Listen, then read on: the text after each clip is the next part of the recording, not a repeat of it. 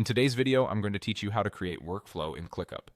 By the end, you'll have an automation that assigns new tasks to the right person the moment they're created, saving you clicks and ensuring nothing slips through the cracks. First, head to the ClickUp login page. On the sign-in screen, choose Continue with Google. If you're already signed in, you may jump straight into your workspace. Otherwise, select your Google account to complete the login. Give the page a second to load your workspace so all your lists and settings are available.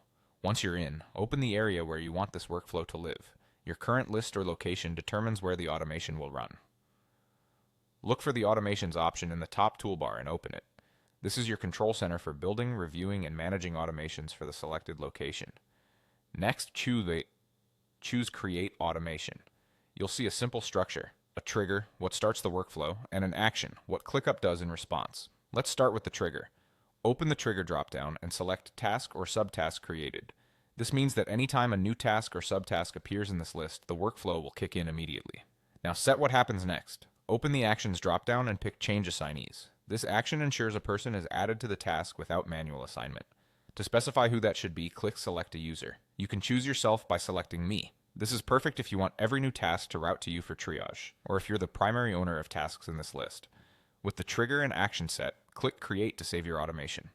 You'll see it appear in your Automations panel, where you can toggle it on or off, or edit it later if your process changes. A few quick tips to keep this smooth. Make sure you're in the correct list or location before creating the automation, because it only applies where it's created. If your team uses a shared workspace, ensure you have permission to manage automations. And remember, this setup assigns tasks created in this list to you automatically, which is great for accountability and speed.